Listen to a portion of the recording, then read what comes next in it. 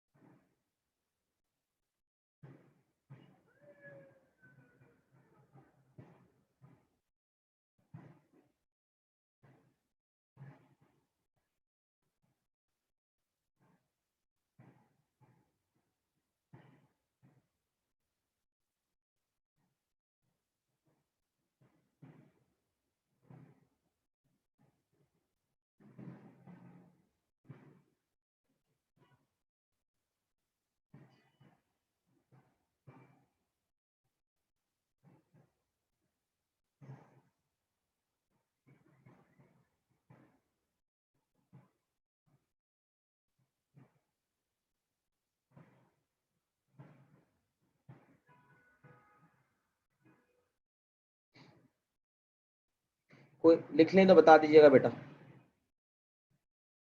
Sir मैंने लिख लिया। सही है। जवेरा तुमने लिख लिया? जवेरा जावेद?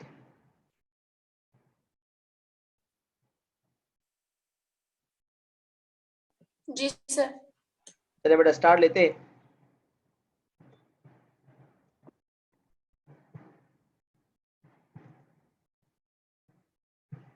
अच्छा, अब सबसे पहली हेडिंग जरा पढ़ें, टॉपिक का नाम क्या है? Continuous random variables. और S1 में भी हमने देखा है कि दो किस्म के वेरिएबल्स होते हैं, और हमने पहले जो टॉपिक पढ़ा था linear combination of random variables, उसमें हमने यही डिस्कस किया था कि वेरिएबल्स दो किस्म के होते हैं, जो S1 ने भी हमें बताया। एक होता है डिस्क्रीट वेरिएबल और एक होता है continuous variable. Variables are of two types, discrete variable and continuous variable.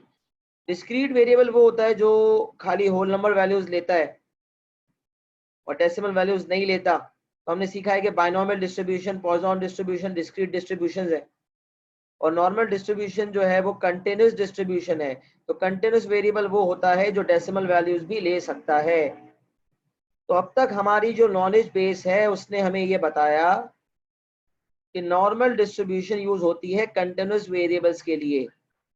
जब भी कंटिन्यूस वेरिएबल्स देखेंगे तो आप समझ जाएं कि normal distribution will be used as a model for that.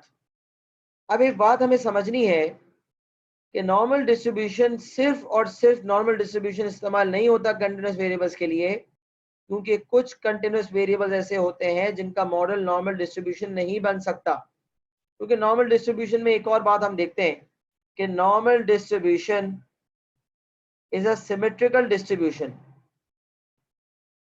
Normal distribution symmetrical distribution होती है, और सिमेट्रिकल डिस्ट्रीब्यूशन जो होंगी उसी का मॉडल बन सकता है नॉर्मल डिस्ट्रीब्यूशन। तो जो लिहाजा डिस्ट्रीब्यूशन सिमेट्रिकल नहीं है, हो भी सकती है सिमेट्रिकल, नहीं भी हो सकती, जरूरी कुछ भी नहीं है।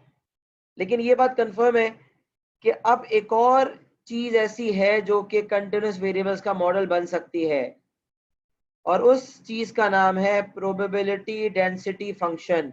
मार्किंग स्कीम में अक्सर आपको जो है वो पीडीएफ का लफ्ज नजर आएगा कि पीडीएफ। तो ये पीडीएफ का क्या मतलब, कभी आपको शॉर्ट में नजर आए, मार्किंग स्कीम में कहीं नजर आए, तो आप समझ जाएंगे कि पीडीएफ की बात वो कर रहा है, इसका मतलब प्रोबेबिलिटी डेंसिटी फंक्शन की बात कर रहा है। So now we have to understand that to model continuous random variables, the normal distribution is not the only tool. Another tool that we have is probability density function. अच्छा, अब इसका थोड़ा सा स्टार्ट लेते हैं कि ये फंक्शन एफ होता क्या है। फंक्शंस हम बचपन से देखते आ रहे हैं, हमने पता नहीं मैथ्स में भी देखा, एडमैथ्स में भी देखा, एएस में भी देखा। फंक्शंस हम सब खूबी से बखूबी वाकिफ है कि एक इक्वेशन एक फंक्शन कहलाता है, x in terms of y एक फंक्शन होता है, y in terms of x, तो वो फंक्शन इस केस में उसको प्रोबेबिलिटी डेंसिटी फंक्शन कह रहे हैं। अब फंक्शन क्या है?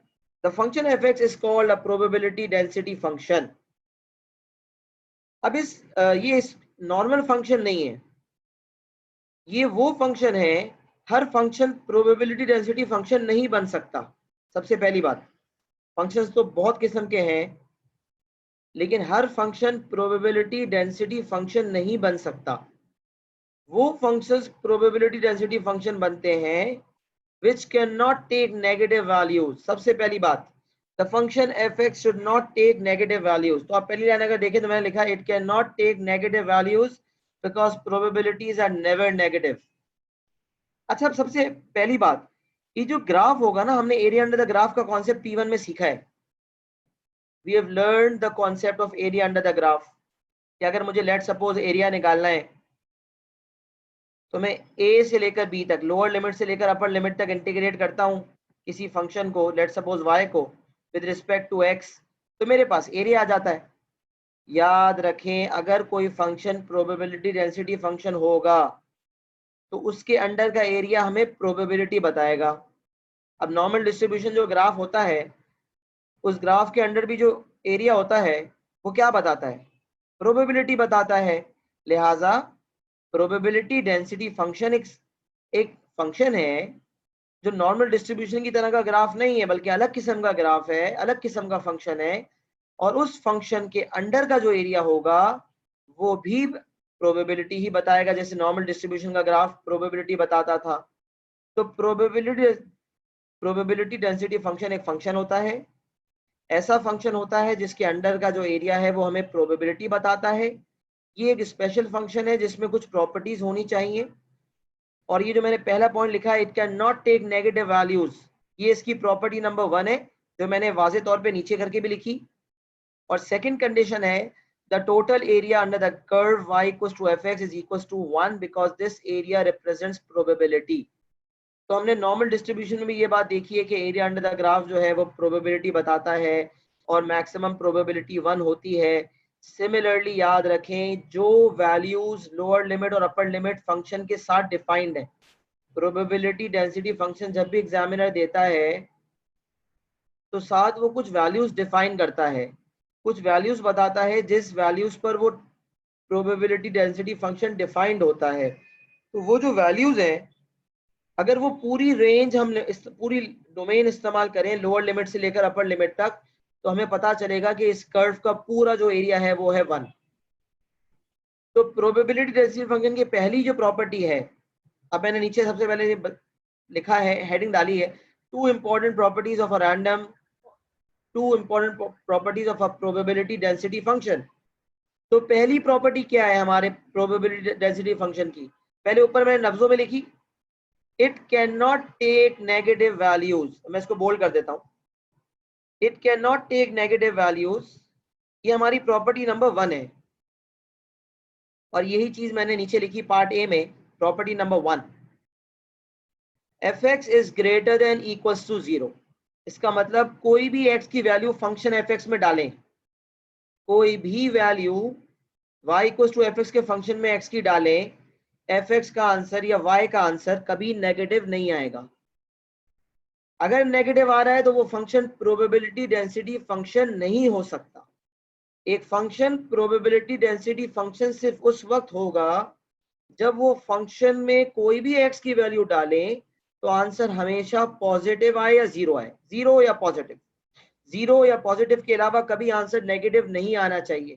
क्योंकि अगर फंक्शन ही नेगेटिव हो जाएगा तो उसके अंडर का जो एरिया हम निकालेंगे वो भी हमारा नेगेटिव आएगा, और एरिया नेगेटिव आने का मतलब है कि प्रोबेबिलिटी नेगेटिव हो गई, और प्रोबेबिलिटी तो कभी नेगेटिव नहीं हो सकती। तो पहली प्रॉपर्टी है कि probability density function can not take negative values, यानी कि fx is greater than equals to 0। क्यों भाई, ऐसा क्यों जरूरी है? Because probabilities are always positive, और अगर ऐसा नेगेटिव वैल्यूज लेगा fx तो प्रोबेबिलिटी नेगेटिव हो जाएगी, और ये हो नहीं सकता। इसलिए पहली इंपॉर्टेंट कंडीशन है, fx is greater than equals to 0 for all defined values of x। Defined values का क्या मतलब? जो सवाल ने वैल्यूज डिफाइन की हैं, अभी एग्जाम्पल के थ्रू हम समझते हैं इंशाल्लाह। जो वैल्यूज डिफाइन की हैं उन वैल्यूज में एफ एक्स कभी नेगेटिव ना हो सके। अच्छा, पार्ट बी कंडीशन कहती है, जो कि मैंने यहां लिखा, second condition, the total area, ये हमारा जो it can not take negative values हमारी कंडीशन नंबर 1 है, और the total area under the curve वाली जो प्रॉपर्टी है ये नंबर 2 है। And the property says the total area under the curve y equals to f x is equals to 1। और ये कॉमन सेंस है, क्योंकि जब area under the graph probability बताता है तो मैक्सिमम प्रोबेबिलिटी तो 1 होती है, तो एरिया अंडर द ग्राफ कभी 1 से ज्यादा नहीं हो सकता। The total area is equal to 1 because this area represents probability, और यही मैंने नीचे सेकंड कंडीशन लिखी है। अच्छा, अब सेकंड कंडीशन में अगर आप देखें तो लिखा हुआ है negative infinity to positive infinity तक इंटीग्रेट करो एफ एक्स को विद रिस्पेक्ट टू एक्स, तो आंसर आएगा 1। अब जहन में आता है ये क्या बात हुई sir, negative infinity to positive infinity. तो बेटा ये बात ये है कि नेगेटिव इन्फिनिटी यहाँ इसका दरअसल जो मफहूम है, वो मफहूम या मतलब ये है कि ये हमारे प्रोबेबिलिटी डेंसिटी फंक्शन की लोअर लिमिट है। जो फंक्शन दिया होगा उसके साथ जो डोमेन की लोअर लिमिट दी होगी वो ये है, और जो पॉजिटिव इन्फिनिटी है इसका मतलब है अपर लिमिट। तो सीधा सीधा हम अपर और लोअर लिमिट लिख देते, हमने नेगेटिव इन्फिनिटी पॉजिटिव इन्फिनिटी क्यों लिखा? तो इसकी वजह यह है कि कभी कभार एग्जामिनर कोई एक लिमिट डिफाइन करता है, जैसे कि एग्जांपल में आ रहा है, लोअर या अपर में से कोई एक बताता है और डोमेन अनलिमिटेड होता है। तो चलो लेट्स सपोज उसने लोअर लिमिट बताई, x is greater than equals to 5, lower limit है 5, तो माइनस इन्फिनिटी की जगह आ गया 5। अब अपर लिमिट नहीं पता, जब अपर लिमिट नहीं पता तो उसको इनफाइनाइट मानेंगे, फिर कुछ लिख तो सकते नहीं अपर लिमिट के तौर पे, तो उसको फिर हम क्या मान लेंगे, इन्फिनिटी। लेकिन बाज औकात जो पीडीएफ दिया हुआ होता है उसकी लोअर लिमिट भी होती है और अपर भी होती है, तो लोअर लिमिट आएगी नीचे, अपर लिमिट आएगी ऊपर, तो लोअर से अपर तक अगर मैं फंक्शन को इंटीग्रेट करूंगा तो मेरे पास आ जाएगा एरिया अंडर द ग्राफ, और वो आना चाहिए 1। तो पहली इंपॉर्टेंट प्रॉपर्टी। अच्छा, एग्जामिनर कभी कभार कहता है, अक्सर सवाल आते हैं, वो कहते हैं वेरीफाई करो कि ये जो फंक्शन में दे रहा हूं ये प्रोबेबिलिटी डेंसिटी फंक्शन है, verify that fx is a probability density function। याद रखें, whenever we have to verify, मैं यहां लिख भी देता हूं कि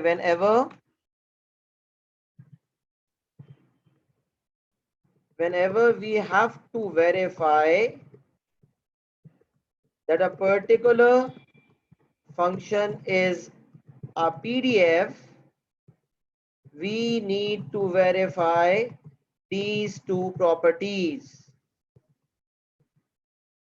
जब भी एग्जामिनर मुझे कहेगा साबित करो, शो करो या वेरीफाई करो कि ये जो फंक्शन में दे रहा हूं ये प्रोबेबिलिटी डेंसिटी फंक्शन है, तो आपको ये साबित करना होगा कि वो फंक्शन हमेशा पॉजिटिव है, कभी भी जीरो है या पॉजिटिव है, नेगेटिव वैल्यू नहीं ले सकता।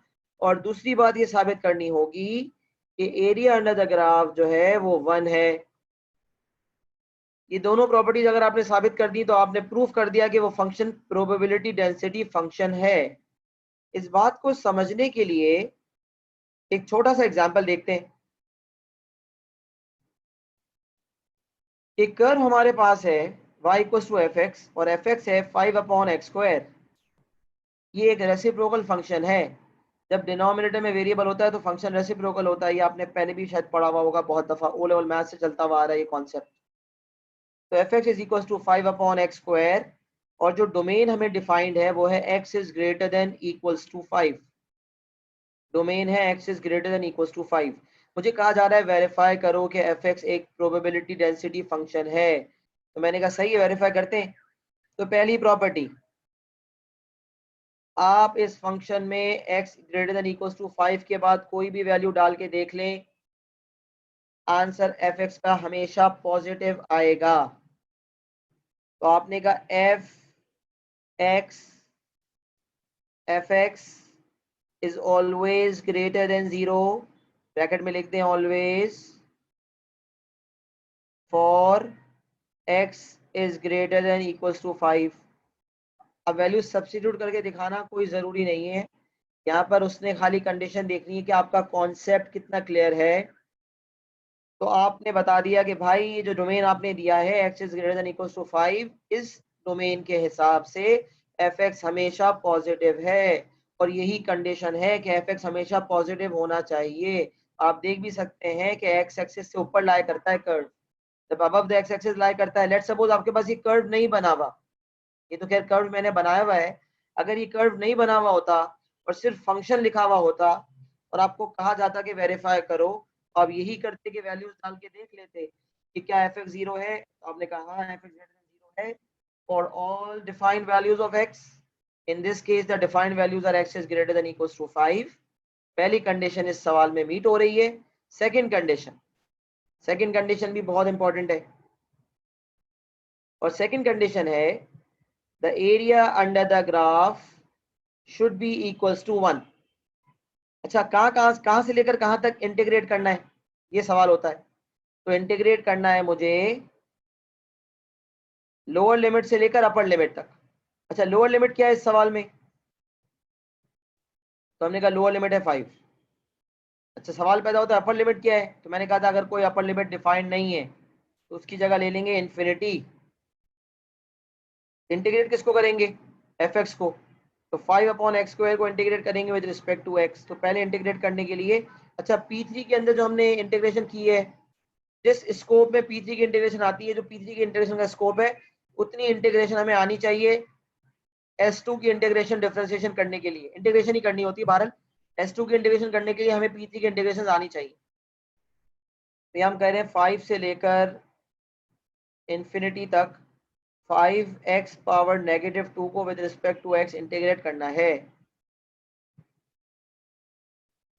तो आपने इंटीग्रेट किया जब, तो ये हो जाएगा 5x पावर -1 डिवाइडेड बाय -1, और जो लिमिट्स हैं वो है 5 से लेकर इन्फिनिटी तक। अच्छा, अब ये जो फंक्शन हो गया, ये हो गया -5/x, -5/x, और लोअर लिमिट है 5, अपर लिमिट है इन्फिनिटी। अब जरा चेक करते हैं क्या होता है।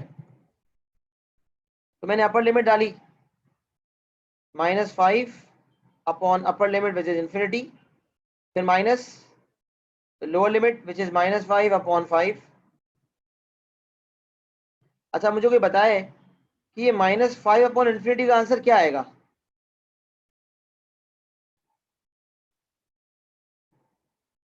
अगर मैं किसी भी नंबर को इन्फिनिटी से डिवाइड कर दूं, इन्फिनिटी का मतलब very large number, if I divide -5 with a very very large number, what will I get?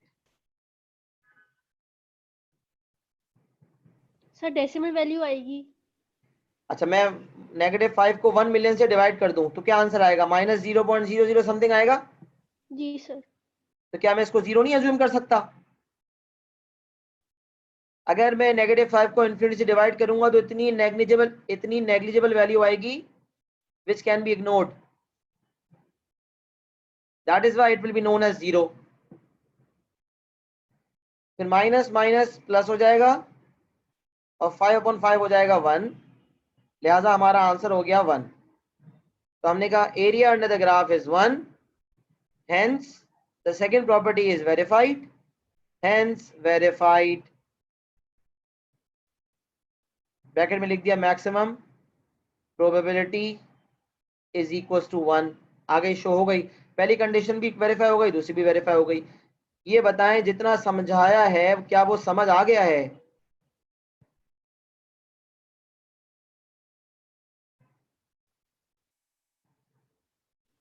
Ji sir, मुझे आ गया। जवेरिया, तुम्हें समझ आया? जवेर जावेद, जी सर। कोई सवाल तो नहीं है? नहीं। अच्छा, कॉपी कर लेंगे एग्जाम्पल।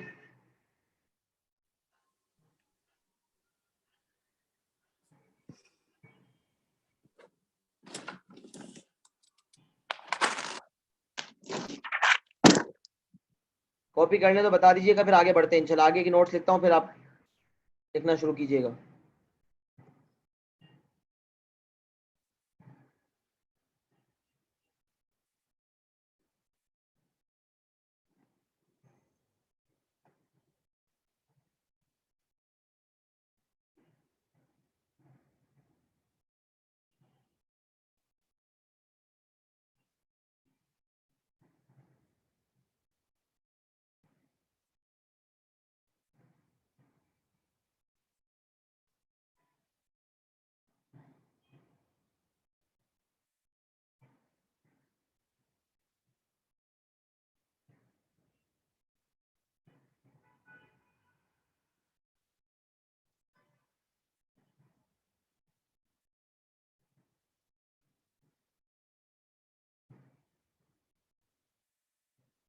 लिख लिया है सर।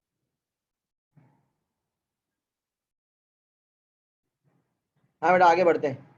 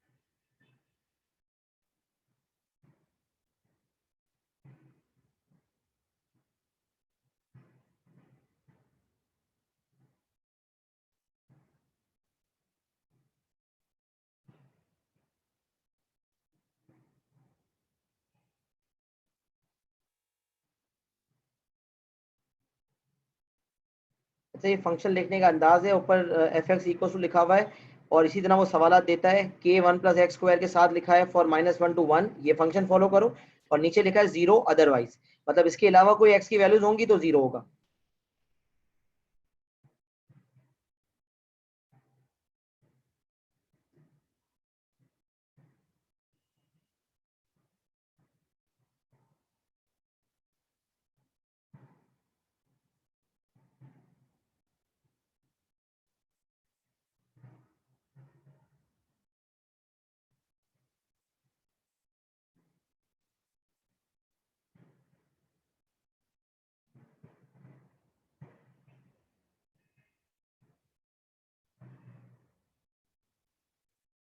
लिख लें फटाफट तो बता दीजिएगा, स्टार्ट करते हैं।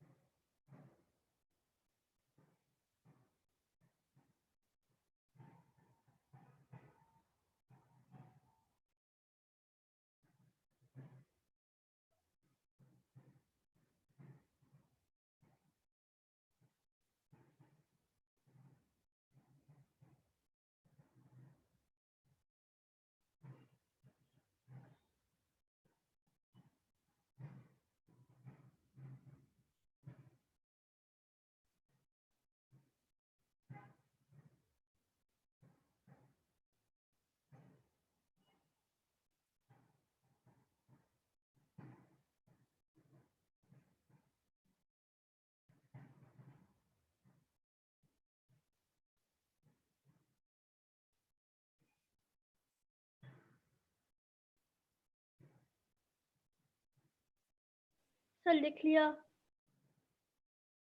चले बेटा स्टार्ट लेते हैं। अच्छा, अभी हमने एक बात सीखी कि एरिया अंडर द ग्राफ जो है वो हमें प्रोबेबिलिटी बताता है। तो अगर मिनिमम लिमिट से लेकर लोअर लिमिट से लेकर अपर लिमिट तक अगर मैं इंटीग्रेट करता हूं तो मेरे पास 1 आ जाता है। लेकिन अगर एग्जामिनर मुझे कहता है यार प्रोबेबिलिटी निकालो 1 से लेकर 3 तक, वैल्यूज है 1 से लेकर 5 तक डोमेन की, और हमें निकालनी है प्रोबेबिलिटी 1 से लेकर 3 तक या 2 से लेकर 3 तक, कुछ निकालनी है, बीच की कुछ वैल्यूज की प्रोबेबिलिटी बतानी है, तो बिल्कुल आसान है। If we need to find the probability that x lies in the interval a to b, we need to find the area under the graph of fx between a and b। तो जैसे हमने lower limit से upper limit तक integrate करके ये साबित किया था कि आंसर 1 आ रहा है, तो इसका यही मतलब हो कि लोअर लिमिट से अपर लिमिट तक टोटल एरिया आता है 1। तो अब अगर हम मुझे किसी स्पेसिफिक वैल्यूज के दरमियान प्रोबेबिलिटी निकालनी होगी तो मैं उन दो लिमिट्स के दरमियान इंटीग्रेट करूंगा और वही लिमिट्स ले लूंगा जो मुझे जिस जिस वैल्यूज पे प्रोबेबिलिटी चाहिए उन्हीं वैल्यूज को लिमिट्स मान लूंगा। तो लेट सपोज मुझे a से लेकर b तक की प्रोबेबिलिटी निकालनी है तो मैं fx को इंटीग्रेट कर लूंगा फ्रॉम a to b। तो integrate a to b fx dx, बिल्कुल कॉमन सेंस की बात है, छोटी सी जो करनी थी वो मैंने कर ली। अच्छा, फिर हमने एक बात समझनी है कि हर प्रोबेबिलिटी डेंसिटी फंक्शन की दो इंपॉर्टेंट कंडीशंस होती हैं। पहली इंपॉर्टेंट कंडीशन हमने सीख ली कि fx should always be positive, it can take zero value or positive values, never negative. Second condition, the area under the graph from lower limit to upper limit is equals to 1। तो अब मैंने एक tip लिखी कि अगर कभी सवाल में अननोन कांस्टेंट हो तो उसको फाइंड करने के लिए ये प्रॉपर्टी नंबर 2 यूज होती है। जो प्रॉपर्टी नंबर 2 हमने ये सीखी है, negative infinity to positive infinity fx dx is equal to 1। अब मैं आपको एग्जांपल देता हूं जो बिल्कुल सवाल जिस तरह पास पेपर्स में आते हैं उसी तरह का एक टच एग्जांपल है। fx इज इक्वल टू, और ये इसने जो है वो कर्ली ब्रैकेट्स बनाए हैं और उसके बाद टॉप पे इसने फंक्शन लिखा। तो असल जो काम का फंक्शन है ना वो ऊपर वाला है k bracket 1 plus x square, और लिखा हुआ है कि ये फंक्शन कब से कब तक वैलिड है। तो ये फंक्शन वैलिड है फ्रॉम -1 टिल 1, मतलब लोअर लिमिट है -1 और अपर लिमिट है 1। और फिर इसका अंदाज है, ये नीचे लिखेगा 0 अदरवाइज, मतलब इस x की कोई वैल्यू इसके अलावा होगी, उस पर कोई फंक्शन नहीं है। हम जो फंक्शन की बात करें वो -1 से 1 तक है और वो है k 1 प्लस एक्स स्क्वायर, और इसके अलावा x की कोई वैल्यूज है उस पर, उसके लिए हम कोई फंक्शन नहीं दे रहे। तो इसलिए इसका अंदाज होता है ये नीचे वाली चीज जो है वो हमारे लिए मैटर नहीं करती, जो चीज ऊपर वाली है वो हमारे लिए मैटर करती है। तो मुझे कह रहे हैं where k is a constant और k फाइंड करना है। We have to find the value of k। पहला पार्ट आया, सवाल बड़ा सा था, उसमें पहला पार्ट आया find the value of k। याद रखें जब भी सवाल में अननोन कांस्टेंट हो प्रॉपर्टी नंबर 2 को इस्तेमाल करके उसको फाइंड करेंगे। अब प्रॉपर्टी नंबर 2 कैसे फाइंड होगी, कैसे अप्लाई होगी? तो मैं कह रहा हूं प्रॉपर्टी नंबर 2 कहती है लोअर लिमिट से लेकर अपर लिमिट तक एरिया 1 है। मैं यही काम करता हूं, मैं कहता हूं लोअर लिमिट है -1 से लेकर 1 तक। अगर मैं fx को इंटीग्रेट करूंगा तो मेरा एरिया आएगा 1, क्योंकि उसने बताया कि ये पीडीएफ है, ये प्रोबेबिलिटी डेंसिटी फंक्शन है, साबित करने की जरूरत नहीं है। उसने मुझे बताया है कि ये फंक्शन पीडीएफ है। जब उसने मुझे बताया है इसका मतलब मैं समझ गया दोनों प्रॉपर्टीज अप्लाई हो रही हैं। लेकिन के निकालने के लिए सेकंड प्रॉपर्टी का इस्तेमाल, लोअर लिमिट से अपर लिमिट तक इंटीग्रेट करूंगा, एरिया 1 आएगा। चले करते हैं। तो मैंने कहा लोअर लिमिट से लेकर अपर लिमिट तक के 1 प्लस एक्स स्क्वायर को इंटीग्रेट करते हैं और उसका एरिया आएगा, उसको 1 से इक्वेट कर देते हैं। अच्छा, मैंने एक चीज पहले कई दफा सिखाई, इंटीग्रेशन करते हैं तो कांस्टेंट को बाहर निकालते हैं, ज्यादा बेहतर है, जरूरी नहीं है, बेहतर है। तो मैंने के को बाहर निकाल दिया। अब मैंने अंदर वाले फंक्शन को इंटीग्रेट किया, 1 क्या हो जाएगा x, और एक्स स्क्वायर क्या हो जाएगा x³ अपॉन 3। लोअर लिमिट क्या है -1, अपर लिमिट क्या है 1, और जो एरिया आएगा उसको इक्वेट कर दूंगा 1 से। अब मैं इसको यहाँ कंटिन्यू कर रहा हूँ के, और अपर लिमिट डालते हैं पूरे उसमें।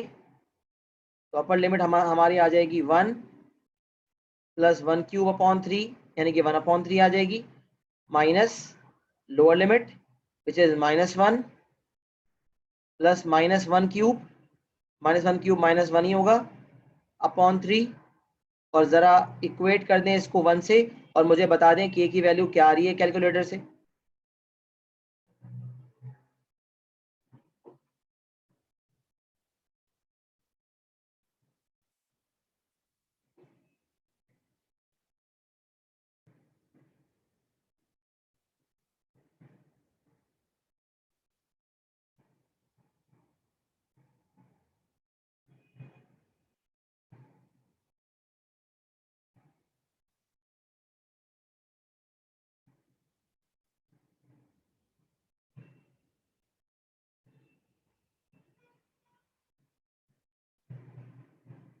सर जल्दी से बता दें क्या आ रही है k की वैल्यू। सर 8/3। क्या आ रही है बेटा? 8/3। 8/3? जी। नहीं, k का आंसर 8/3 नहीं होगा। अच्छा सॉरी, 1 मिनट। 1 माइनस नहीं 1 1 माइनस नहीं, क्रॉस मल्टीप्लाई होगा ना। जी जी जी। हाँ, 1/3/8 हो जाएगा। जी k का आंसर आ जाएगा 3/8। तो क्या आप लोग ये बात समझ गए कि k की वैल्यू जब निकालनी हो, अननोन कांस्टेंट निकालना हो, तो क्या करते हैं? प्रॉपर्टी नंबर 2 का इस्तेमाल करते हैं। सही है बेटा, समझ आ गया सबको? जी। कॉपी कर ले फटाफट एग्जाम्पल, आगे बढ़ते हैं फिर।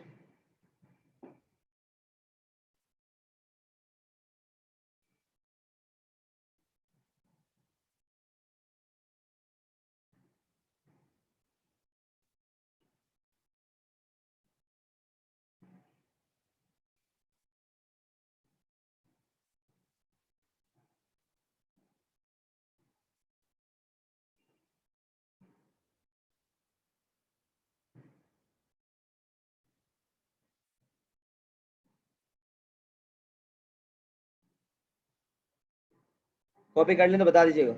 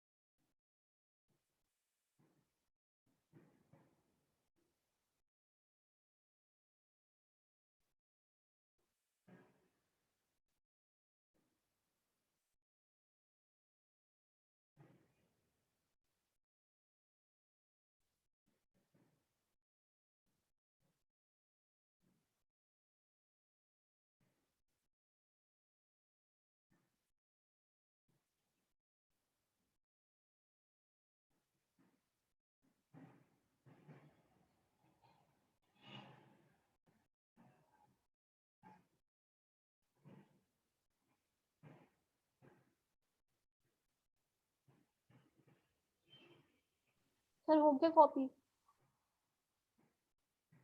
अच्छा बेटा, आगे बढ़ते हैं।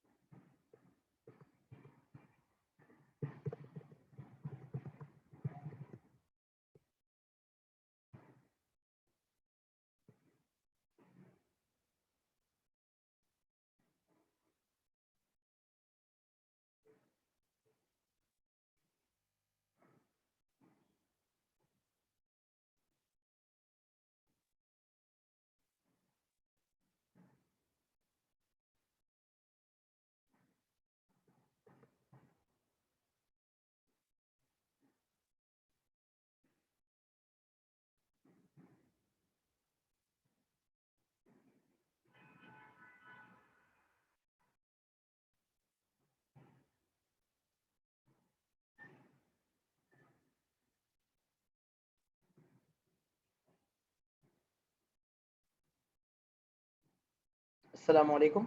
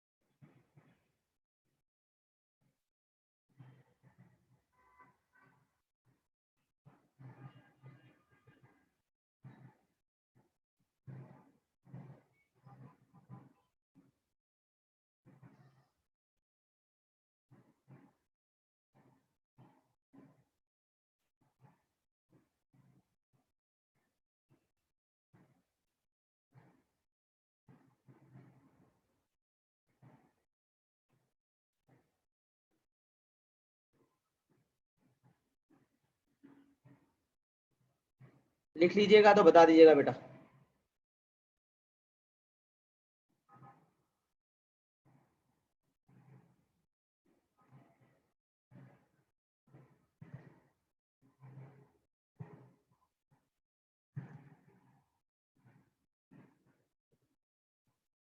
सर लिख लिया। सही है बेटा। दूसरा जवेरा तुमने लिख लिया?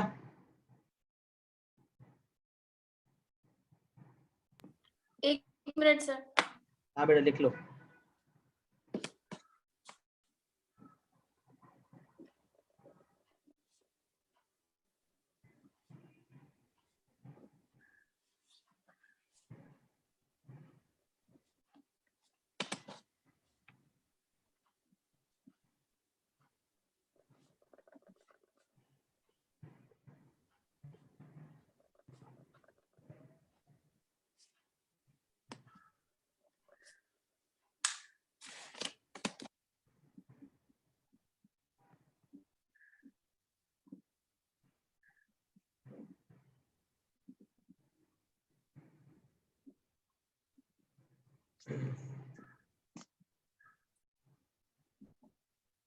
लिख लिया सर। सही है।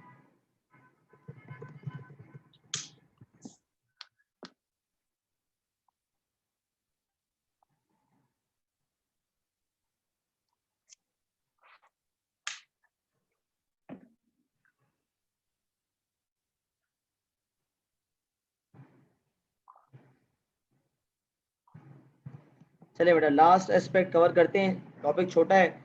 इसके बाद इंशाल्लाह बात हमारी खत्म होगी, फिर कुछ पास के सवाल ट्राई करेंगे साथ इंशाल्लाह। देखिए कॉन्सेप्ट मुकम्मल तौर पे बैठ जाए और आप लोग ओवर द वीक तमाम सवाल इसके कर सकें। अच्छा, अब हमें बात करनी है median of a continuous random variable की। कंटिन्यूअस रैंडम वेरिएबल का मीडियन क्या होता है? सबसे पहली चीज व्हाट इज मीडियन। तो हमने ये सीखा जब हमने स्टैटिस्टिक्स 1 पढ़ा S1, तो उसमें हमने मीडियन का तरीकाकार सीखा कि बहुत सारी वैल्यूज होती हैं, उसमें जो मिडिल वैल्यू है वो हमारा मीडियन है। सही है, median is always the middle value. और उसके लिए हम अरेंज करते थे असेंडिंग ऑर्डर में और फिर हम मिडिल वैल्यू निकालते थे। और फिर हमने कुछ हिस्टोग्राम और क्यूमुलेटिव फ्रीक्वेंसी के साथ मीडियन क्लास इंटरवल की बात भी की थी। तो यहाँ आप ये समझ लें कि जब प्रोबेबिलिटीज में डीलिंग कर रहे हैं और हमें मीडियन निकालना है, तो the median of a continuous random variable is defined as the value which divides the area under the probability density function into two equal halves. ऐसी वैल्यू को probability density function कहेंगे which will divide the probability density function into two equal halves. सही है। और दो equal halves का मतलब ये है कि एरिया अंडर द ग्राफ होता है 1, तो पहला हाफ की प्रोबेबिलिटी भी हाफ होगी 1/2 या 0.5, और दूसरे हाफ की प्रोबेबिलिटी भी 0.5 होगी। सही है। तो इसका ये मतलब मीडियन वैल्यू x की ऐसी वैल्यू है जो प्रोबेबिलिटी डेंसिटी फंक्शन को दो इक्वल हाफ्स में डिवाइड करती है। अच्छा, अब लेट सपोज मैं आपसे कहता हूँ -1 से लेकर, या मैं आपसे कहता हूँ कि आपका जो PDF है वो डिफाइंड है फ्रॉम 1 till 5। सही है, 1 till 5 डिफाइंड है। तो अब इसका ये मतलब नहीं होगा कि 1 से लेकर 5 तक के दरमियान जो वैल्यू आती है 3, वो हमारा मीडियन है। x की वो वैल्यू जो असल में एरिया को डिवाइड करेगी दो इक्वल हाफ्स में। अब लेट सपोज मैं आपको एक कर्व देता हूं, यही कर्व ले लेते हैं एग्जांपल के तौर पे। सही है, और ये कर्व डिफाइंड है फ्रॉम 1 till 5। 10 मिनट बाद, 5 मिनट, 5 से 10 मिनट बाद क्लास चल रही है। अच्छा, तो हमारा प्रोबेबिलिटी डेंसिटी फंक्शन जो है वो डिफाइंड है 1 से लेकर 5 तक लेट सपोज। तो एरिया अंडर द ग्राफ 1 से लेकर 5 तक कितना होगा? 1 होगा। सही है। अच्छा, अब वो वैल्यू बताएं कि जो x की वो वैल्यू बताएं कि 1 से लेकर लोअर लिमिट से लेकर x की उस वैल्यू तक एरिया जो है वो 1/2 हो, यानी कि 0.5 हो, या यूं समझ लें कि उस वैल्यू से लेकर 5 तक यानी कि अपर लिमिट तक एरिया हमारा जो है वो 0.5 हो। तो आप क्या समझते हैं, क्या वो वैल्यू बिल्कुल बीच में 3 पे लाया करेगी? वो कहाँ लाया करेगी? आपके जहन में क्या असेसमेंट आता है? 1 से लेकर 5 तक के दरमियान जो वैल्यू है वो 3 है। मुझे पता है मीडियन 3 से छोटा होगा या 3 से बड़ा होगा, ये बता दें मुझे।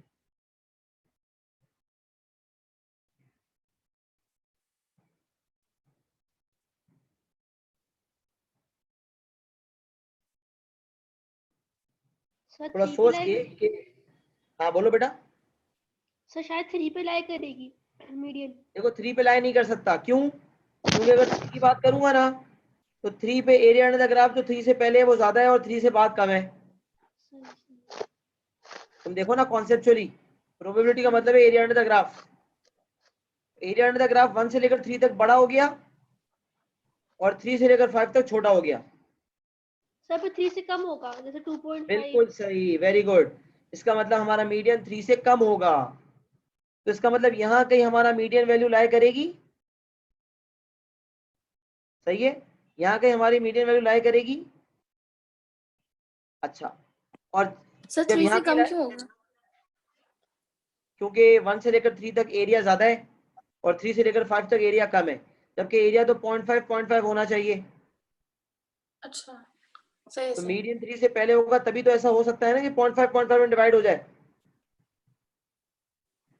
जी सर। 1 से लेकर मीडियन तक, देखो 1 से 3 तक एरिया 0.5 से बड़ा था, लेकिन 1 से लेकर m तक एरिया लेट सपोज 0.5 हो गया, तो फिर m से लेकर 5 तक भी एरिया क्या हो जाएगा?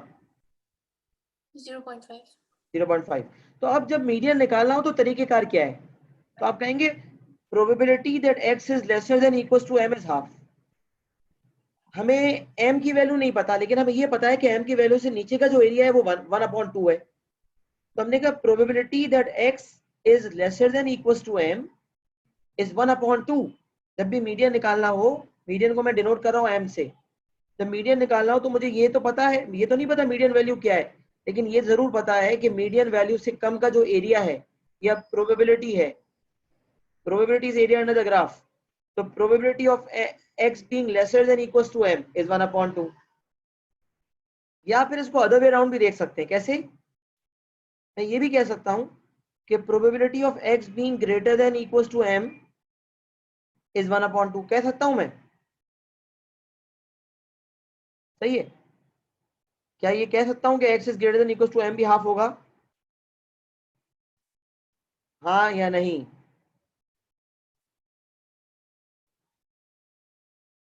जब बताइए m सर। मीडियन वैल्यू है, जब मीडियन वैल्यू से नीचे का एरिया 0.5 है, तो मीडियन वैल्यू के ऊपर का एरिया भी तो बेटा 0.5 ही होगा।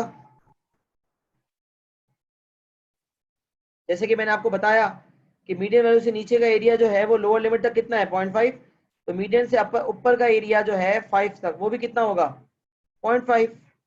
एरिया टोटल 1 होता है ना बेटा, तो एक हिस्सा 0.5 है, दूसरा हिस्सा भी 0.5 होगा। जी तो सही जब है सर। मीडियन निकालना हो तो आप कहेंगे lesser than equals x is lesser than equals to m का एरिया है 1/2। तो अब lesser than equals to m का मतलब है इंटीग्रेट कैसे करूंगा मैं? चले अपर लिमिट तो m हो गई, m या उससे कम 1/2 एरिया है, तो m हो गई अपर लिमिट। लोअर लिमिट क्या होगी? तो मैंने नेगेटिव इन्फिनिटी लिख दिया। इसका ये मतलब है जो लोअर लिमिट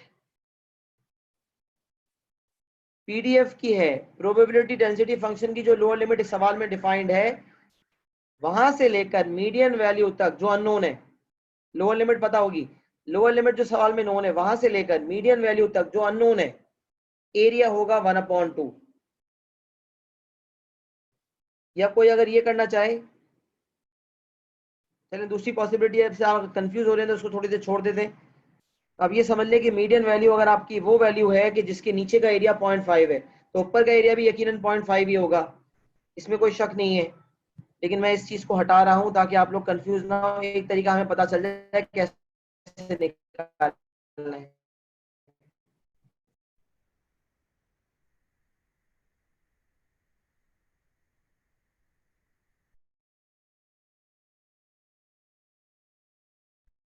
जब भी मीडियन निकालना बात समझ आ गई है, आगे बढ़े लोअर क्वार्टाइल की तरफ। जी सर। अच्छा, अब लोअर क्वार्टाइल सुने। अब प्रोबेबिलिटी डेंसिटी फंक्शन है, यही वाला फंक्शन है लेट सपोज, और डिफाइंड है फ्रॉम 1 till 5। अब लोअर क्वार्टाइल वो वैल्यू होती है कि जिसके नीचे का एरिया 0.25 हो। लोअर क्वार्टाइल का मतलब होता है 25% ऑफ डाटा।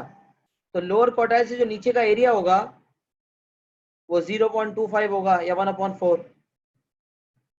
तो जिस तरह वहां m मीडियन के नीचे का एरिया 1/2 ले रहे थे, लोअर क्वार्टाइल के केस में लोअर क्वार्टाइल से नीचे का एरिया लेंगे 1/4। हम कहेंगे probability that x is lesser than equals to q1 is 1/4। तो इसका मतलब हम fx को इंटीग्रेट करेंगे फ्रॉम नेगेटिव इन्फिनिटी यानी कि लोअर लिमिट। 10 मिनट बाद मेरी एक्सप्लेनेशन चल रही है, 10-15 मिनट चाहिए मुझे। तो मेरी लोअर लिमिट जो है, लोअर लिमिट से लेकर क्वार्टाइल 1 तक, तो लोअर लिमिट मेरी, लोअर लिमिट से लेकर क्वार्टाइल 1 तक मेरी जो मेरा जो एरिया है वो मुझे पता है। क्वार्टाइल 1 नहीं पता मुझे, लेकिन मुझे एरिया पता है। तो मैं क्या करूंगा, लोअर लिमिट जैसे इस सवाल के अंदर 1 है, मैं कहूंगा 1 से लेकर Q1 तक।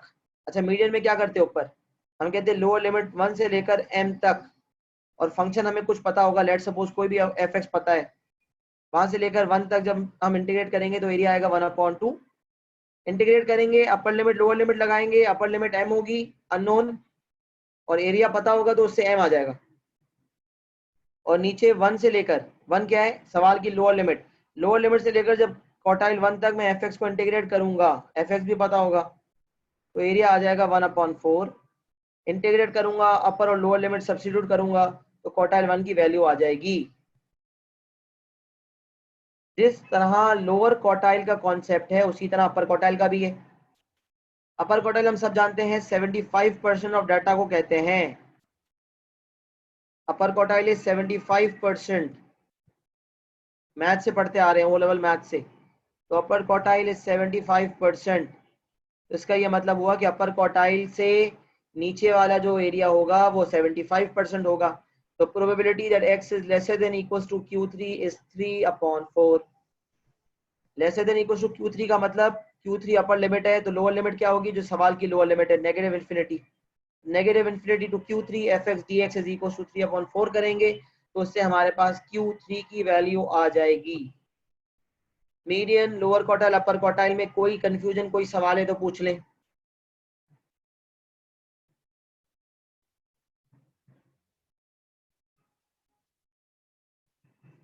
नहीं है सवाल, समझ आ गया दोनों को? सर मेरा कोई सवाल नहीं है। जी सर।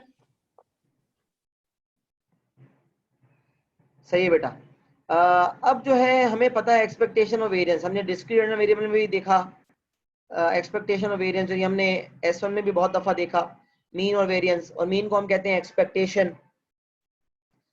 तो अगर मुझे कंटिन्यूस रैंडम वेरिएबल दिया हुआ हो, मतलब प्रोबेबिलिटी डेंसिटी फंक्शन पता हो, फंक्शन दिया हुआ हो, और मुझे उस फंक्शन की मदद से कहा जाए इसका मीन निकालो, तो याद रखें एक प्रॉपर्टी है ना, हमने सीखा है कि 1 से लेकर नेगेटिव इन्फिनिटी से पॉजिटिव इन्फिनिटी तक एफ को इंटीग्रेट करते हैं तो एरिया 1 आता है। तो वो फंक्शन को इंटीग्रेट करते हैं -1 से लेकर मतलब लोअर लिमिट से अपर लिमिट तक। फंक्शन को जब लोअर लिमिट से अपर लिमिट तक इंटीग्रेट करते हैं तो एरिया 1 आता है, ये बात हमें पता है, ये कंडीशन नंबर 2 है, हमारी प्रॉपर्टी नंबर 2 है। लेकिन जब मीन निकालना होता है ना, तो एफ को नहीं इंटीग्रेट करते लोअर लिमिट से अपर लिमिट तक, बल्कि एफ को पहले एक्स से मल्टीप्लाई करते हैं।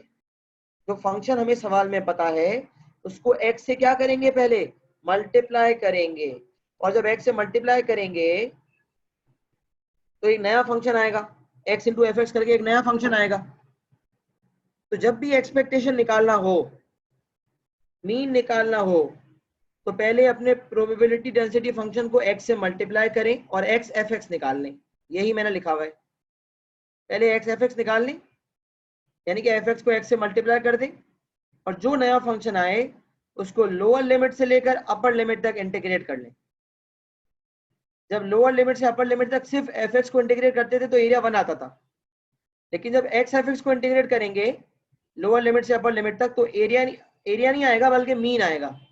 तो हमारे पास लोअर लिमिट से अपर लिमिट तक अगर हमें मीन निकालना हो कभी किसी फंक्शन का, तो हम पहले उस फंक्शन को एक्स से मल्टीप्लाई करते हैं और फिर उसके बाद लिमिट्स इंटीग्रेट करते हैं और उसके बाद लिमिट्स लगाते हैं लोअर और अपर, तो हमारे पास जो वैल्यू आती है वो मीन की वैल्यू होती है। वेरिएंस के लिए क्या करते हैं, वेरिएंस के लिए हम एफ को पहले एक्स स्क्वायर से मल्टीप्लाई करते हैं और उसको इंटीग्रेट करते हैं। तो वेरिएंस का फॉर्मूला लिखा है नेगेटिव इन्फिनिटी से लेकर पॉजिटिव इन्फिनिटी तक एफ को नहीं करना है इंटीग्रेट, एक्स स्क्वायर एफ को इंटीग्रेट करना है। इसका मतलब पहले एफ फंक्शन को एक्स स्क्वायर से क्या करना है, मल्टीप्लाई, पहले एफ फंक्शन को एक्स स्क्वायर फंक्शन से क्या करना है, मल्टीप्लाई, और जो नया फंक्शन आएगा उसको इंटीग्रेट करके लोअर और अपर लिमिट लगानी है, एक वैल्यू आएगी, वो वैल्यू वेरिएंस नहीं होगी बल्कि उस वैल्यू में से मीन का स्क्वायर माइनस करना पड़ेगा। यही कॉन्सेप्ट हमने वेरिएंस का हमेशा से सीखा है कि स्क्वायर मीन का माइनस होता है। तो एक्स स्क्वायर एफ को इंटीग्रेट करेंगे नेगेटिव इन्फिनिटी से पॉजिटिव इन्फिनिटी तक, जो आंसर आएगा उसमें से मीन का स्क्वायर जो हमने ऊपर निकाला एक्सपेक्टेशन उसका स्क्वायर माइनस कर देंगे तो हमारे पास वेरिएंस आ जाएगा। सिंपल से फॉर्मूलाज हैं, बहुत आसान से। क्या आपको यहाँ तक बात समझ आ गई है? जी। किसी का कोई सवाल तो जी नहीं है? सर। नहीं। कुछ लिखना चाहते हैं, ऐड करना चाहते हैं नोट्स में लिख लें, मैंने ज़्यादा कुछ तो नहीं लिखा, फिर इंशाल्लाह सवालात करते हैं। सही है ना, कुछ लिखना तो नहीं है खास?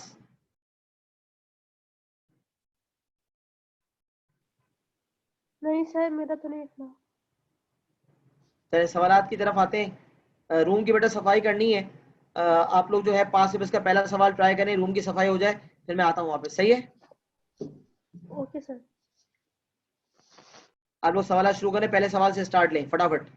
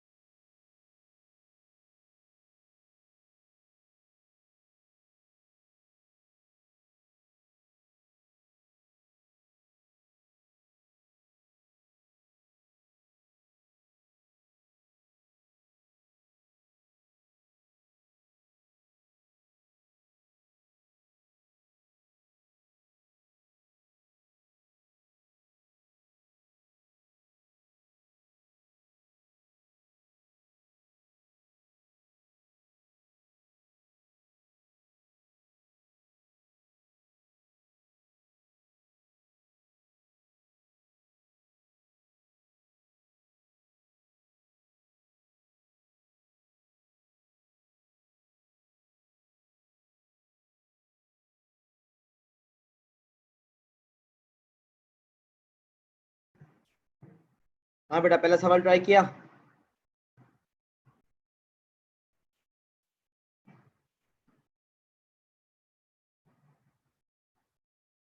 जी सर मैंने कर लिया। क्या कह रहे हो बेटा? कर लिया सर, ट्राई कर लिया। हो रहा है? मसले मसाइल आ रहे हैं? क्या हो रहा है? सब पार्ट 2 करवा दें। अच्छा बेटा, स्टार्ट लेते हैं। पार्ट 1 में तो आपको क्या करना था? के शो करना था। कैसे शो किया के? सब वो इंटीग्रेट कर दिया के कॉस एक्स को। और लिमिट्स क्या लगाई? 1/4 पाई और 0। Very good. लोअर लिमिट से अपर लिमिट तक इंटीग्रेट करना है और उसको इक्वेट कर देना है 1 से। जी। तो 0 to 1 के कॉस एक्स, सॉरी 0 to π/4।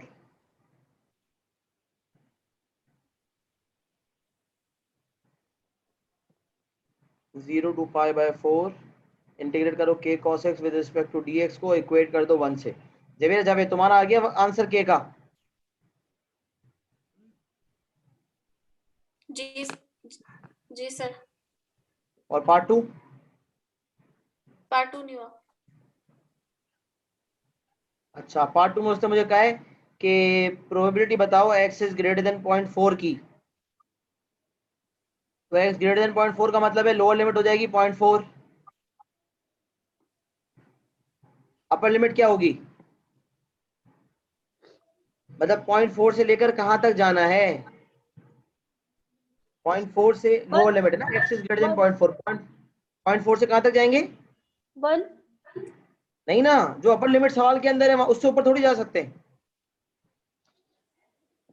अच्छा भाई आपका जो एरिया पूरा ग्राफ है वो 0 से π/4 तक है। अब आपको 0 से π/4 तक प्रोबेबिलिटी पता है 1 है, जी। लेकिन वो कह रहे हैं 0 से π/4 तक नहीं निकालो, 0.4 के बाद बताओ क्या है। तो 0.4 के बाद कहां तक जाएंगे?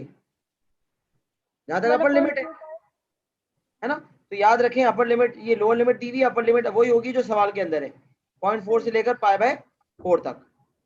और फिर के की वैल्यू आपको पता है √2 cos x dx। जी सर। उसको इंटीग्रेट कर लें √2 cos x dx को, और लिमिट्स डाल दें 0.4 से π/4 तक, आंसर आ जाएगा। Calculator should be in radian mode क्योंकि ट्रिग्नोमेट्रिक फंक्शन है और लिमिट्स रेडियन में। जी सर। निकाल लें जरा पार्ट 2 का आंसर।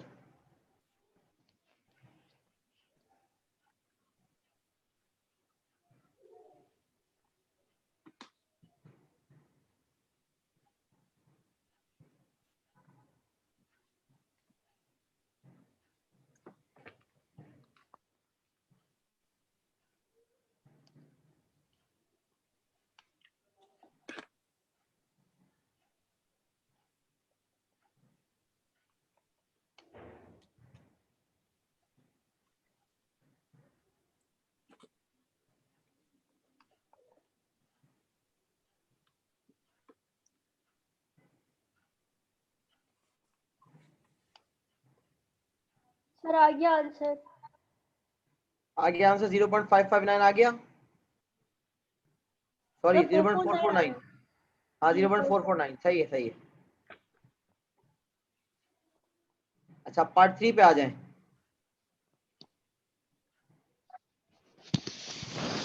अपर क्वार्टाइल निकालना है एक्स का। तो हमने ये सीखा है कि x is lesser than equals to upper quartile, यानी कि Q3 इज इक्वल्स टू 0.75 या 3/4, यही सीखा है।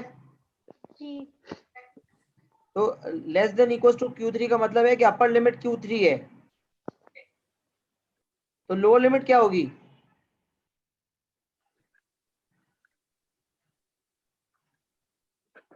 जो सवाल की लोअर लिमिट है, यानी कि 0। Q3 से लेकर नीचे तक, कहाँ नीचे तक, कितना नीचे तक? जहां तक सवाल ने कहा लोअर लिमिट, तो 0 Q3 से लेकर 0 तक जब मैं √2 cos x dx को इंटीग्रेट करूंगा तो मेरा आंसर आएगा 0.75। अच्छा, अब अगर आप अपर क्वार्टाइल को कोई अननोन कहना चाहते हैं, जैसे लेट से आपने a कह दिया, आपने कहा let Q3 is equal to a, let Q3 is equal to a, क्योंकि Q3 सब्स्टिट्यूट करना अजीब सा लगेगा ना, तो आप इसको A कर दें। आपने कहा 0 से लेकर A तक √2 cos को इंटीग्रेट करेंगे तो 0.75 आएगा, तो इससे आपके पास A की वैल्यू आ जाएगी। कर लें जरा फटाफट।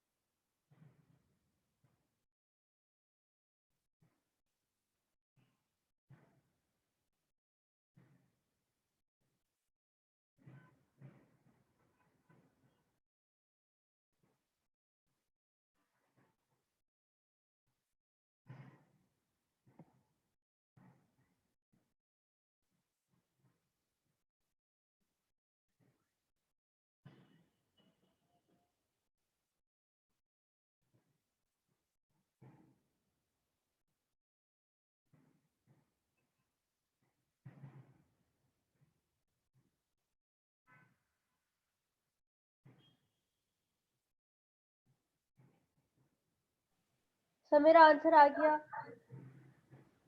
आ गया 0.559। जी सर। Very good. अच्छा, आप जरा पार्ट 4 पढ़े और मुझे समझाएं क्या कह रहा है ये सवाल।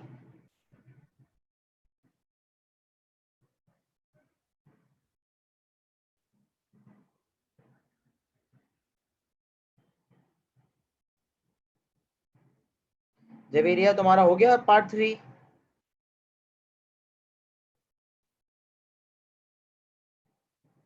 जी सर।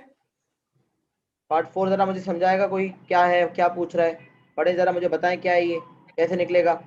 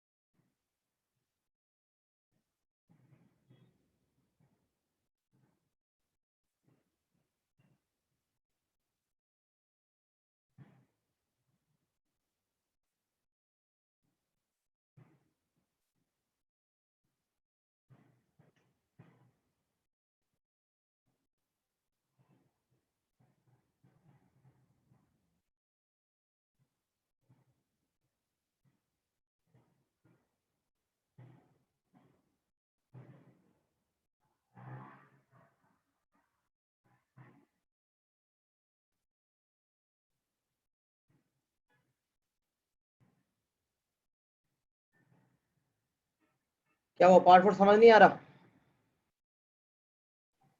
क्या आपको बाइनोमियल की महक नजर नहीं आ रही पार्ट 4 में? सर एग्जैक्टली मैंने 3। हाँ, सर मैं थोड़ी इक्वेशन टाइप चीज बनाई है। क्या बनाइए? इक्वेशन टाइप चीज कुछ ऐसी बनाई है। अच्छा, लेकिन यहाँ कह रहा है exactly 3 out of 5 random observation of x. तो कोई भी काम कई दफा होता है, fix number of trials, binomial की कंडीशन है n is equal to 5,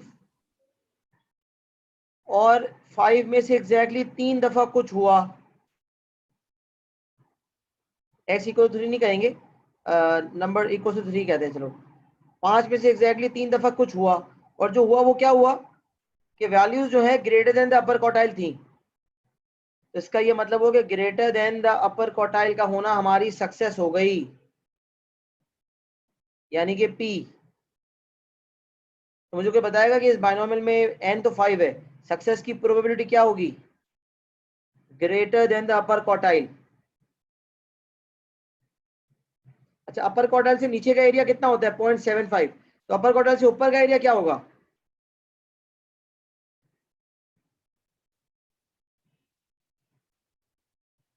sir फिर से क्या बोला आपने सर? मैं कह रहा हूँ एक पूरा रीजन है, उसकी प्रोबेबिलिटी 1 है, अपर हम्म, क्वार्टाइल बीच में आया, अपर क्वार्टाइल से पीछे का तमाम रीजन 0.75 है, तो अपर क्वार्टाइल के बाद का रीजन क्या होगा? 0.25। सही है ना? वो कह रहा है ग्रेटर देन अपर क्वार्टाइल होना सक्सेस है हमारी। तो कितनी है सक्सेस की प्रोबेबिलिटी? 0.25। 0.25। तो फेलियर क्या हो गया?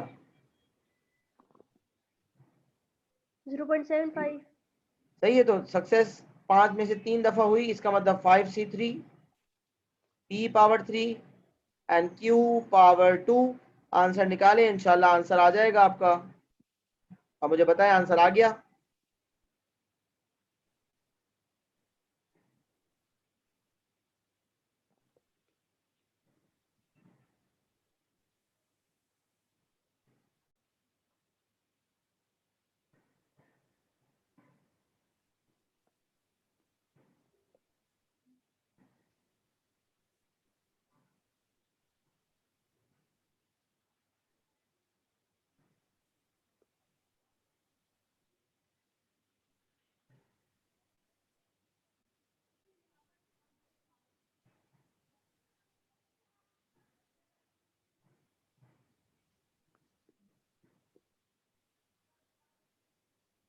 सर आ गया आंसर। आगे बेटा आंसर। सर ये आप करके दिखा दें ये वाला पार्ट। क्यों मैंने लिखा ना 5c3 p power 3 q power 2, तो p की जगह 0.25 डाल दो और q की जगह 0.75 डाल दो। कैलकुलेटर में तो ठीक है करना है काम। सही है सर, ठीक है।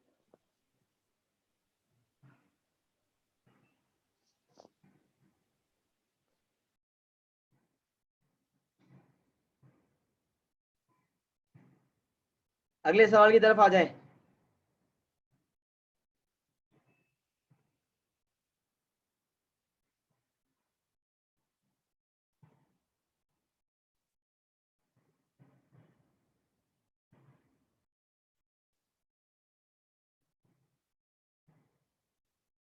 अच्छा बेटा, आ जाए अगले सवाल पे। Alright, question 2। The continuous random variable x has the pdf as given below. दिया हुआ फंक्शन और फंक्शन का अंदाज लिखने का मैं पहले ही बयान कर चुका हूं। फंक्शन ऊपर, उसकी लिमिट्स ऊपर और नीचे zero otherwise. Show that the value of k is 32/9, find the expectation. और एक्सपेक्टेशन निकालने का तरीका भी बता दिया। जरा सवाल ट्राई करें फटाफट, मुझे फीडबैक दें फटाफट, करते मेरे सामने करें।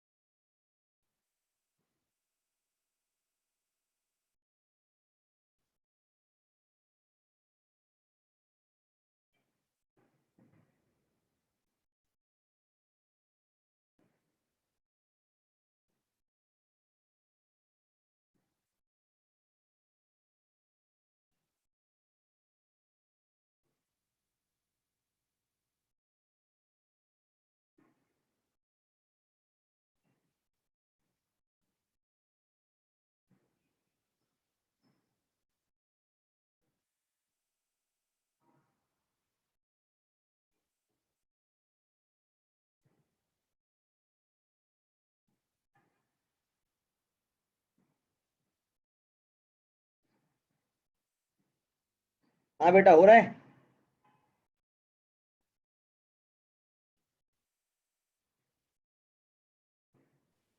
सर मीन निकालने में एक्स की वैल्यू क्या लेंगे? क्या निकालने के लिए? मीन।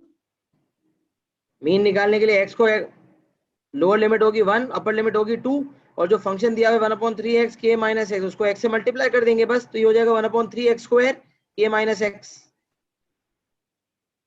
ठीक है सर। और लिमिट्स 1 से लेकर 2 तक, यही तो सिखाया है ना, लोअर लिमिट से अपर लिमिट तक।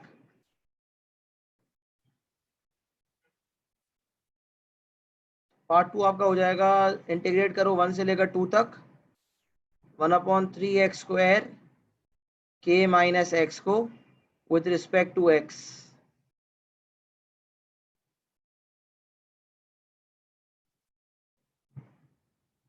ये हो जाएगा 1/3kx² minus 1/3x³ with respect to dx, with respect to x, और 1 से लेकर 2 तक। अब इंटीग्रेट करें, इसमें लिमिट सब्स्टिट्यूट करें, और k की वैल्यू तो आपके ऊपर वैसे ही आ चुकी है 32/9।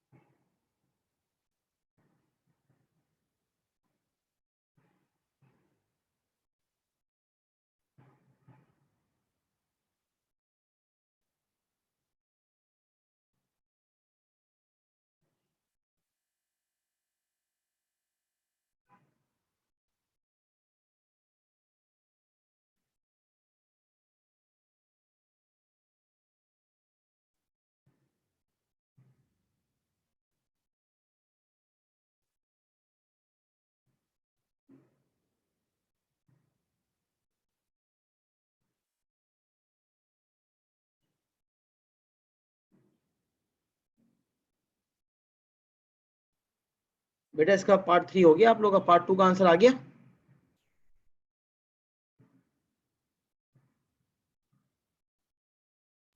जी सर, पार्ट 2 हो गया। अच्छा, पार्ट 3 में कुछ समझ आ रहा है क्या करना है? नहीं। Is the median less than or greater than 1.5, justify your answer numerically. इसका मतलब मीडियन निकालें और मीडियन जो है वो आपके सामने आ जाएगा कि 1.5 से बड़ा है या 1.5 से छोटा है।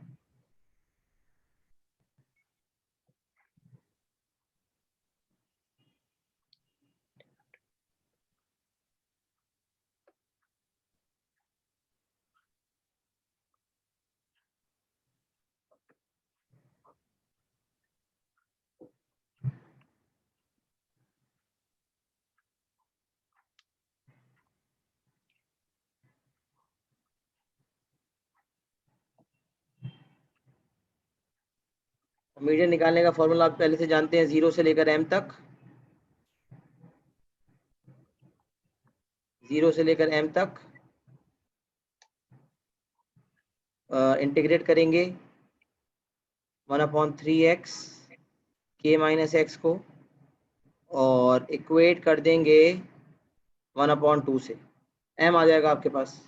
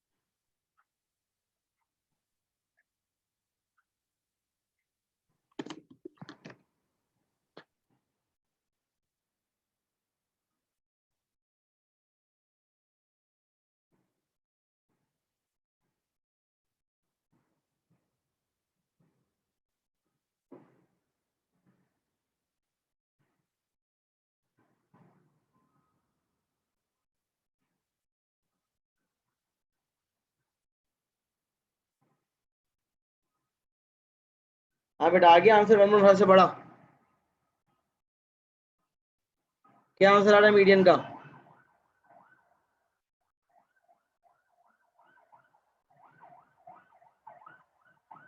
Sir 2 minute 2 minute.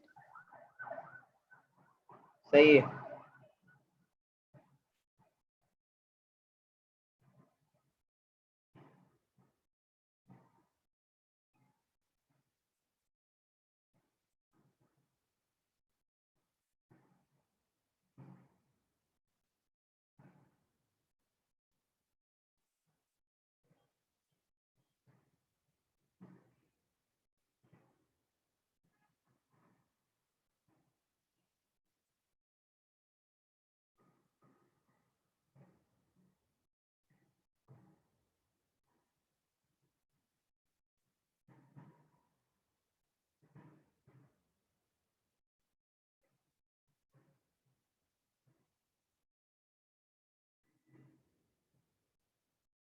Sir part 3 नहीं हो रहा।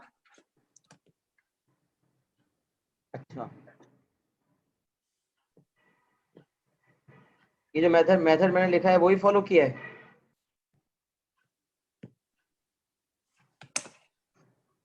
जी सर। 0 से m तक। अच्छा, k की वैल्यू आपके पास है 32/9, 32। सर 0 से करेंगे 1 से करेंगे? अच्छा सॉरी, गलती कर दी मैंने, 1 से करेंगे। तो मैंने 1 से ही किया है तो भी समझ नहीं आ रहा। लोअर लिमिट से करेंगे, लोअर लिमिट से m तक। 32/3 था ना, 32/27 x माइनस 1/3 x² को इंटीग्रेट करना है और इक्वेट करना है 1/2 से। इंटीग्रेट करते हैं, चलें। 32x² 54 हो जाएगा, माइनस x³ 9 हो जाएगा और लिमिट्स लगा देंगे 1 से लेकर m तक और इक्वेट कर देंगे 1/2 से। यहाँ तक सही पहुंचा है जबेरिया?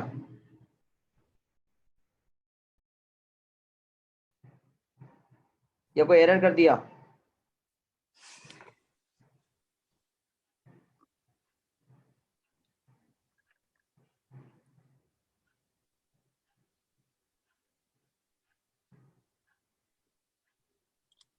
सर इसको 1/2 से डिवाइड नहीं करेंगे? किसको 1/2 से डिवाइड करना है? डिवाइड किया तो सही। 27 है, डिनोमिनेटर में 27 था, डिनोमिनेटर 54 हो गया ना। खाली x को इंटीग्रेट किया तो x² हो गया। जी सर। 32/27 था, 2 नीचे ही मल्टीप्लाई होगा ना 27 के साथ।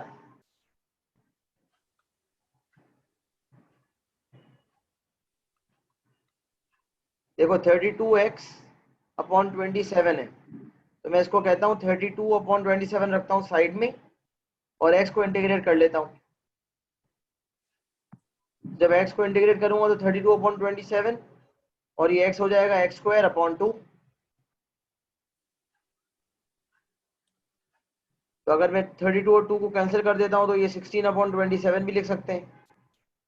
जी सर, मैंने यही लिखा है। सही है, 16/27 लिखो तो भी सही है।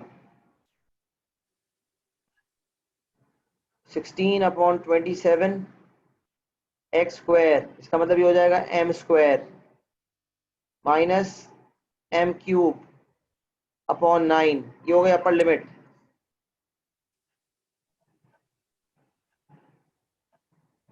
माइनस लोअर लिमिट डालें जब, तो ये आ जाएगा 32/54, सॉरी 16/27 माइनस 1/9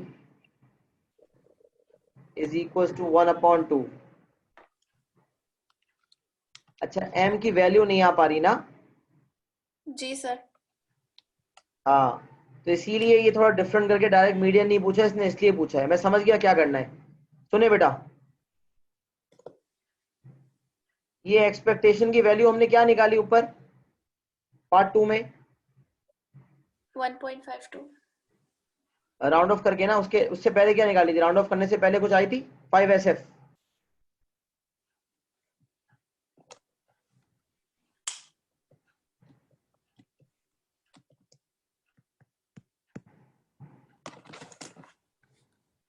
थ्री SF लिखने से पहले हमेशा वर्किंग को 5SF में किया करे बेटा।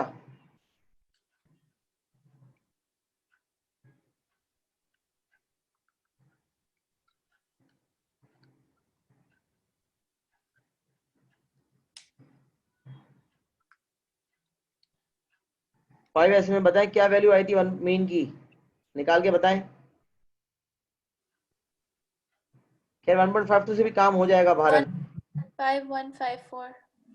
1 पॉइंट 5154। सही है, बेहतरीन। अच्छा, मुझे पूछ रहा है क्या हमारा मीडियन 1.5 से ग्रेटर है या लेसर है ना? तो हम एक काम करते हैं, पहले 0 से लेकर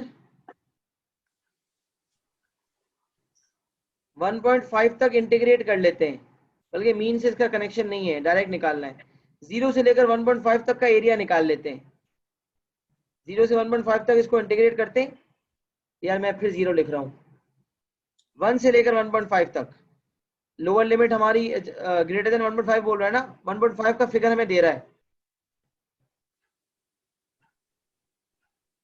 1.5 का जो फिगर दिया है उसकी उसकी अगर हम निकाल लें कि क्या प्रोबेबिलिटी है x is lesser than equals to 1.5 की। सही है, तो अब हम करते हैं, एक काम करते हैं, इसका मतलब होगा हमें निकालनी है 1 से लेकर 1.5 तक और fx dx को इंटीग्रेट करेंगे। तो हमारे पास इंटीग्रेशन वाली तो चीज आई गई थी। अब हम एक काम करते हैं, इसको 1 से m तक हमने किया था ना, 1 से m तक आ नहीं सकता, इसलिए अब हम क्या कर रहे हैं 1 से 1.5 तक इंटीग्रेट कर रहे हैं।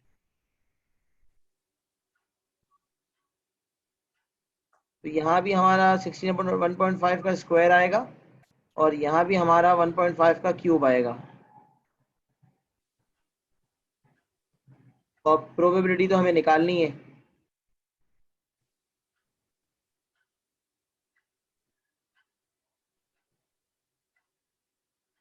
अच्छा, अब अपर लिमिट लोअर लिमिट डाल के जरा मुझे आंसर बताएं कि 1 से 1.5 तक जब आपने इसको इंटीग्रेट किया तो आपका आंसर क्या आ रहा है?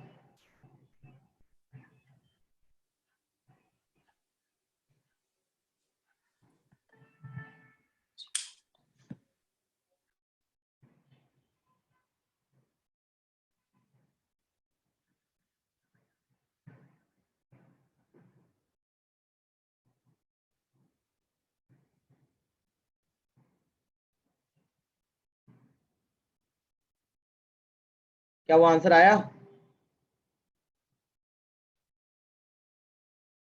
जल्दी जल्दी निकालो, क्या कर रहे हो? कैलकुलेटर चलाओ ना फास्ट।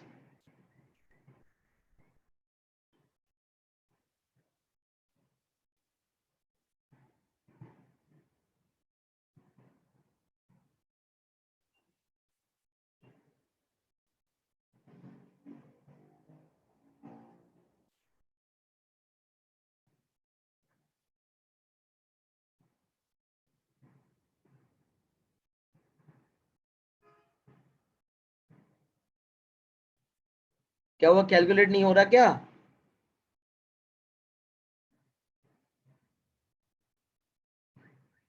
लिमिट्स डाले हो, मैंने लिमिट्स लिख भी दी है, खाली कैलकुलेटर में डाल के आंसर निकालना। जल्दी बताएं क्या कर रहे हैं?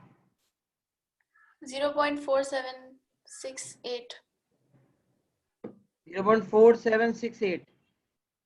1 से लेकर 1.5 तक एरिया आया 0.4768। तो मुझे बताएं मीडियन 1.5 से बड़ा होगा छोटा होगा? मीडियन छोटा। छोटा होगा। क्या हो गया तुम लोगों को? सर बड़ा 1 से होगा। 1 से लेकर 1.5 तक एरिया है 0.4768 और 1 से लेकर m तक एरिया होना चाहिए 0.5। 1 से लेकर m तक fx को जब इंटीग्रेट करें तो आंसर आना चाहिए 0.5। तो मतलब ज्यादा आना चाहिए, 0.5 आना चाहिए, लेकिन यहाँ तो कम आ रहा है। इसका मतलब ये 1.5 वैल्यू जो है वो छोटी है और मीडियन की वैल्यू क्या होगी? ग्रेटर। तो हमने कह दिया median is greater than 1.5। Numerical justification they the, calculate किया हमने और निकाल लिया। देखिए ये कैसे पता चलेगा कि हमें इस तरह करना है, क्योंकि सवाल ने अंदाज बदला। अगर सवाल कहता है ना फाइंड द मीडियन, तो हम डायरेक्ट मीडियन निकालते और हमारा आ जाता। लेकिन यहाँ सवाल ने हमारा अंदाज ये किया कुछ। अच्छा, वैसे अगर हम उससे भी करते ना, क्यूबिक इक्वेशन बनता। क्यूबिक इक्वेशन को हम पॉलिनोमियल्स के कॉन्सेप्ट के मुताबिक करते, P3 के डोमेन में जो पॉलिनोमियल्स है, शायद आ जाता उससे। और हमारे पास क्यूबिक पॉलिनोमियल सॉल्व करने का कैलकुलेटर में तरीका भी है, बहरहाल वर्किंग दिखानी होती है, तो वो मुश्किल हो जाता थोड़ा सा और लंबा हो जाता। तो आसान तरीका क्या था कि आपने 1.5 का फिगर लिया और आपने एरिया निकाल लिया। अब एरिया आपका यकीनन 0.5 से कम आ गया। अगर एरिया 0.5 से ज्यादा आया होता ना, तो आप कहते मीडियन इज लेसर देन 1.5। क्या ये बात समझ आ गई दोनों जवीरा को? जी सर। जवीरा तारिक समझ आ रहे हैं? जी। जवीरा तारिक जी सर, जी आ रहे हैं। सही है। क्वेश्चन 2 समझ में आ गया पूरा? जी। बेटा मजीद सवाल ट्राई करने की काबिल हो गए? जी सर। अच्छा, कुछ सवालात में फंक्शन जो है मैं कुछ दिखाना चाहता हूँ, 1 मिनट। चलिए एक और सवाल कर लेते हैं, फिर उसके बाद खत्म करते हैं। क्वेश्चन 3 छोटा सा सवाल है, वो देख लें। सर मेरे फोन की बैटरी बहुत लो हो गई है। मैं क्या कह रहे हैं बेटा? मैं कह रही हूँ मेरे फोन की बैटरी बहुत लो हो गई है सर। अच्छा, फोन की। जी। दो तो दो मैं मिनट आप। 2-3 मिनट चल सकती है? चलो ठीक है, 2-3 मिनट सही है, चलो। सही बेटा, खत्म करते हैं। Fred arrives at random times on a station platform. The times in minutes he has to wait for the next train are modeled by the continuous random variable for which the probability density function is shown above. अच्छा, equation नहीं पता। जब कभी PDF दिया हुआ हो और equation ना पता हो तो कोई शेप बन रहा हो, इस केस में क्या कौन सा शेप बन रहा है? ये रेक्टेंगल। सही है। तो रेक्टेंगल के अंडर का एरिया क्या होगा? 1। 1। टोटल एरिया 1 होता है ना, तो हम कहेंगे 12 के इज इक्वल टू 1। एरिया निकाला, लेंथ इनटू ब्रेथ, इक्वेट कर दिया 1 से। और k का आंसर आ गया 1/12. Explain why this graph tells you about. Explain briefly what this graph tells you about the arrival times of trains. और ये है क्या, Fred arrives at random times on a station platform. The times and minutes he has to wait. तो कम से कम जो Fred को wait करना पड़ रहा है, कितना वेट करना पड़ रहा है? 0. और ज्यादा से ज्यादा फ्रेड को कितना वेट करना पड़ रहा है? 12. तो हो सकता है 0 मिनट्स का मतलब होगा कि जैसे ही फ्रेड आए फौरन बस निकलने का टाइम हो, तो 0 मिनट्स वेटिंग. और ऐसे भी हो सकता है कि जिस वक्त फ्रेड आए उसी वक्त बस निकली हो, तो अब वो अगली बस तक वेट करेगा, तो मैक्सिमम वेटिंग है 12 मिनट्स. इसका मतलब ये हुआ कि हर 12 मिनट बाद आपकी फ्रेड की बस आ जाती है, तभी मैक्सिमम वेटिंग टाइम है 12. Explain briefly what this graph tells you about the arrival times of trains. तब कहेंगे trains arrive every 12 minutes.